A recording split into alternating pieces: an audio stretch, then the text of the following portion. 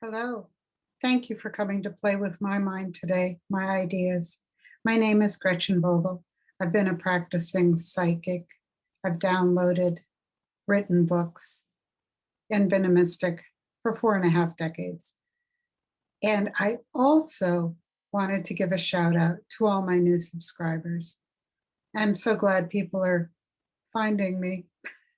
Anyway, today we're going to talk about a phrase that kept coming to me, the power of the human heart. So I said, well, there's got to be something there. Somebody wants to tell me. So I did go out in meditation, and this is some of what I received. So the human heart, the power of the human heart carries the power of the universe, because the power of the human heart and the universe is love. Our hearts are the escape hatch for this universal energy of love. We all carry it within. All other beings carry it within them. Emotions are where our love overflows to other beings. And yes, faith, as I had suspected, is a derivative of love, but so is every positive emotion a derivative of love. Every act of kindness, patience, concern, every act of sending energy to another through prayer, and every smile is an act of love. Every act of kindness to ourselves is also an act of love. For example, adequate rest, cleanliness, good nutrition, exercise, every act of self-kindness and self-kindness is also a derivative of the universal heart energy. Every moment of joy, happiness, and peace is also a derivative of the heart energy of love. Now, all the other beings on the planet have this within them. They too are connected to this universal source of love. They don't argue with it or reject it.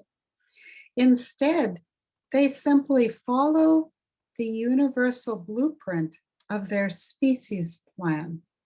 So, for example, I've got these like huge oak trees here between the road and our house.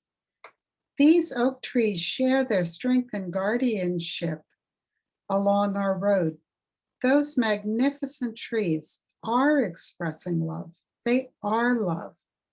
They're expressing love when they are dormant or in full bloom.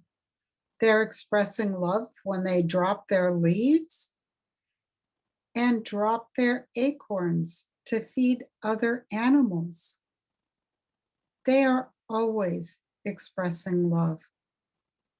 Yes, animals have instinctive fears, such as we do, and beings suffer here. But most do not choose fear and suffering over their original given blueprint. We're all swimming in a sea of love here, and yet humans reject that experience so often. Part of our human experience is the journey of moving away from love. We have to learn what love is and what is not love.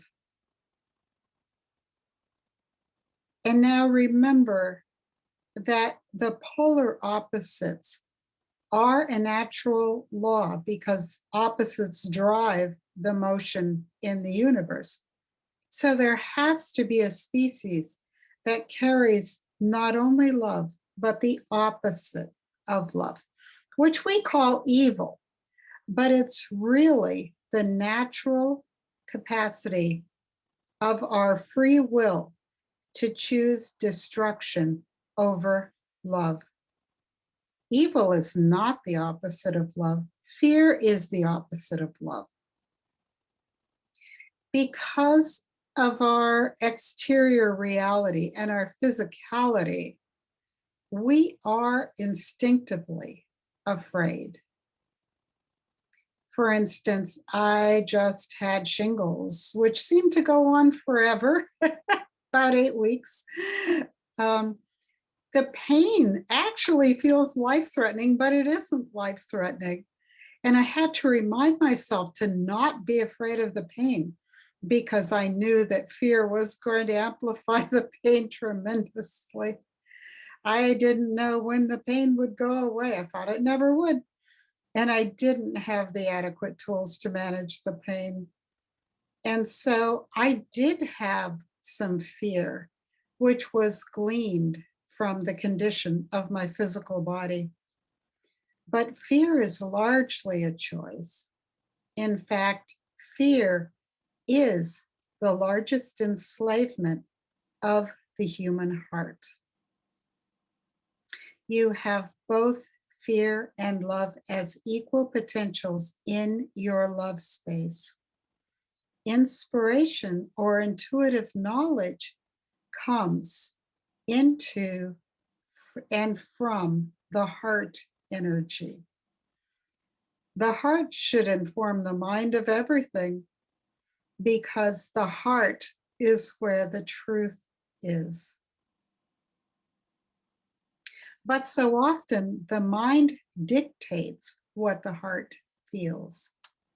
For example, both my husband and I experienced early traumatic wounding through the aggression from another person.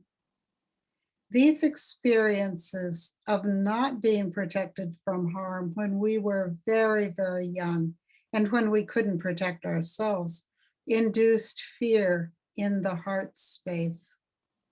It is fear that makes us so uncomfortable. It is fear that makes humans unconscious because they don't want to be conscious of the fear. We would prefer not to feel it, which is why many people who experience early trauma go on into addictions, because the pain body could also be called the fear body. It's one of the layers in our mind or our aura.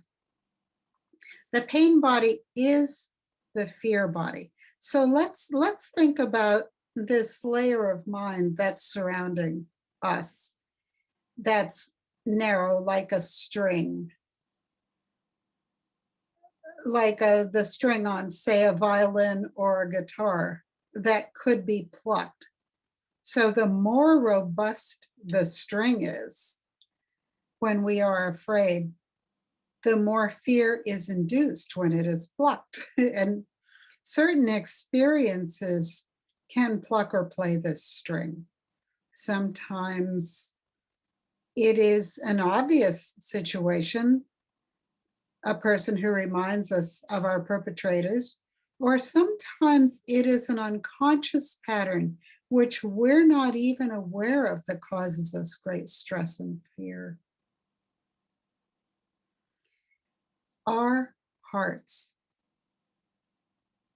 can get to the place where it is full of love for ourselves. And when we love ourselves, everything changes. Our hearts can become a fire hose of love to blast at other people, other beings, this planet. And loving other people crowds out fear. Now, my pain body was more sorrow than fear specifically, but the sorrow was based on rejection of unlovability. I've carried this most of my life. And this string can still be plucked or activated in me, but it doesn't have the kind of resonance or strength with me anymore. because I've come to love myself as a part of source origin consciousness. And I've become devoted to participating with love and service in this world now.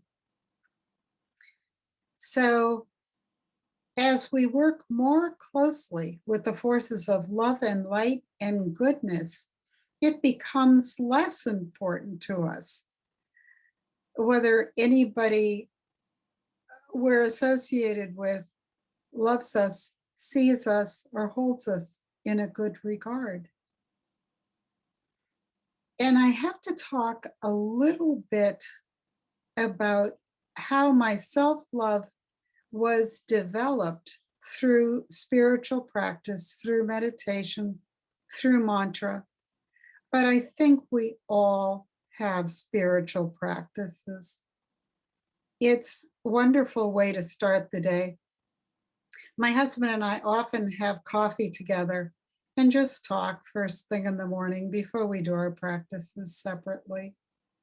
Some people walk the dog. I mean, what an incredible practice of nurturing, of support, of being outside, of being taking care of your dog. You know, what an expression of love that is.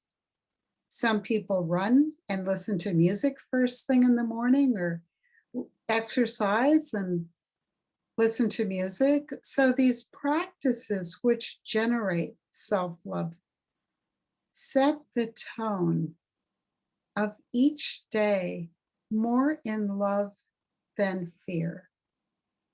And this sets the tone for as happy a day as possible.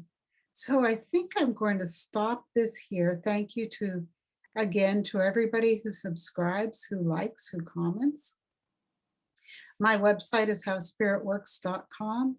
I'm about to change the name of my YouTube channel because people are having trouble finding me. So I think it's going to be How Spirit Works with the words DOTCOM.